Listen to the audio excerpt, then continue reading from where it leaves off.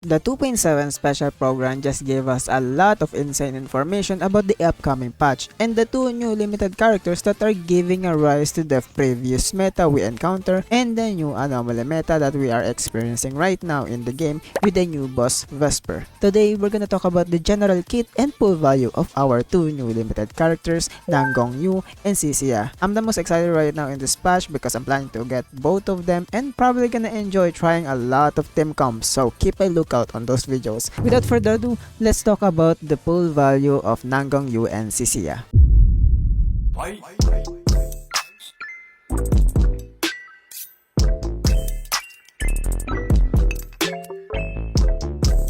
Nangong Yu is an S-rank Eater stun agent, the leader of Angels of Illusion and the lead dancer of the group. And it seems like she's gonna be a game changer for Anomaly as a whole. Over time, Nangong Yu will automatically recover down beats during combat. Nangong Yu will also receive down beats if any squad members inflicts an anomaly on an enemy. When Nangong Yu has enough down beats, she can launch up to 3 charges attack that increase her own days dealt and anomaly build-up rate while also accumulating massive days against the enemy, prolonging her stun duration. This kind of playstyle for her is actually perfect since Anomaly's playstyle is more on-field and needs to accumulate anomaly procs. In return, she will be a burst stun character using your anomaly DPS to be the generator of her resource down bits. Nangong Yu swings her dual morning stars at the opponent when she activates her EX special attack. At this point, she can instantly follow up with her second charge attack by holding down basic attack with enough down bits. Her charge attack combo count won't be interrupted by her EX special attack.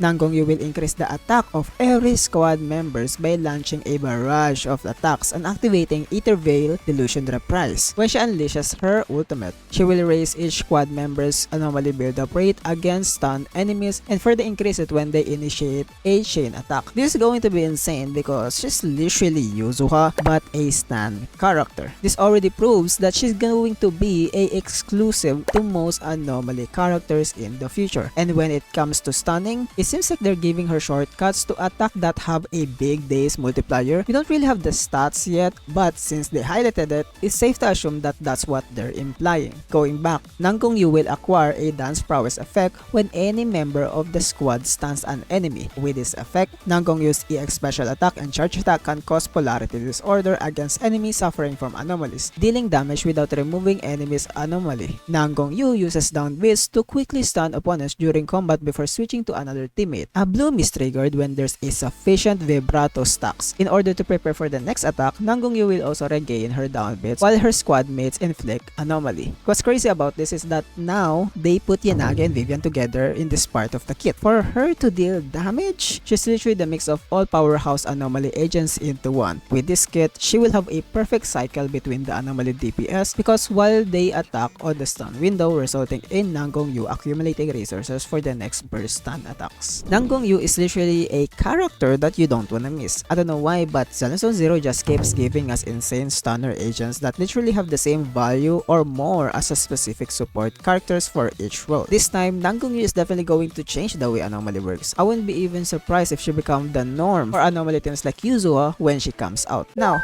let's talk about our snake brat of a cop, Cissia. Cissia is an S-rank electric attack agent, a member of Metropolitan Order Division connected to the TEPS. What's crazy is that she doesn't even know that she's really a cop, but it seems like she's gonna be a crazy agent that will join a previous sub-meta that we got in Season 2, which is the dual attacker meta. Cissia has a special mechanic of her own. She will quickly use her spear to attack opponents using basic attacks, and when Cissia enters the battlefield, she will gain 3 venom points. Over time, they will be automatically consumed. Every time a venom point is used, Cissia's crit rate is temporarily raised, and the enemies are dealt electric damage. She's basically a DOT character, and each venom point that causes an attack and use will buff her own damage. It seems like she's built as an off and on-field damage dealer, and very similar to one of my favorite characters in Zenless Zone Zero, Seed. Cissia will attack an enemies in front of her and acquire venom points when she launches an EX special attack. When you have enough energy, hold and activate the EX special special attack to consume extra energy and replenish venom. In addition to dealing damage,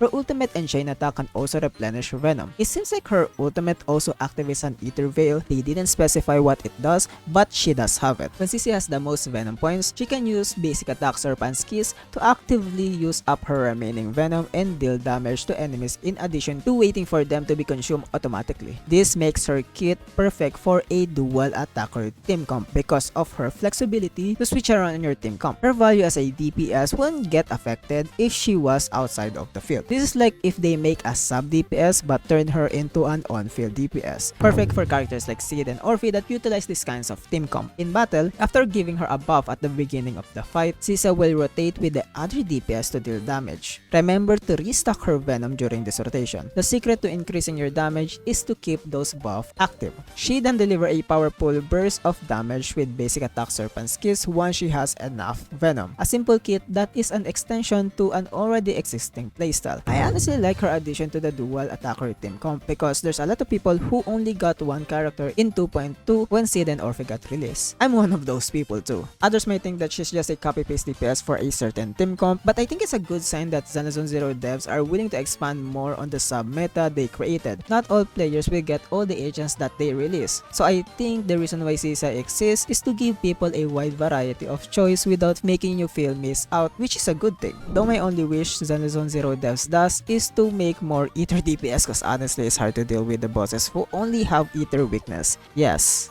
I'm looking at you, Vesper. That's all the information we got in 2.7 special program for Nangong Yu and Cissia. Both of them are honestly a good agent and more importantly, one of them is technically a must pull. So with that in mind, let's talk about their pull value now since that's what you're looking forward to. First is Nangong Yu. I think the kit is already a solid indicator that she's an obvious must pull. Like I explained earlier, she acts like Yuzua but a stun character with a mix of Yanagi and Vivian to deal extra damage as a stunner, with her kit giving attack buff and anomaly build-up. If you partnered her with another exclusive agent for anomaly which is Yuzua, you're basically making all anomaly DPS juice up with all of this buff, and not to mention that she's also prolongs the stun window of enemy, making it so that we have more time to accumulate anomaly damage. What's insane is that she also have a perfect synergy and combat cycle since her kit is perfectly in line for anomaly team rotation. TLDR, she's insane and pull for her. Lastly, Cissia. I'm quite sad that she might get overshadowed on how insane Nangong Yu is, but let me remind you guys that Cissia is also a solid character for her niche style. She might not be as flexible as Nangong Yu since she's a stunner, but Cissia will be a perfect fit for dual attacker meta. So I highly recommend getting her when you already have a character for this kind of style, which is Sid and Orphe. Also to remind you guys, Cissia is not bound by her niche team comps. She can easily fit on a standard team comp for stun and support easily. So it's not necessary for you to have a dual attacker on your account. But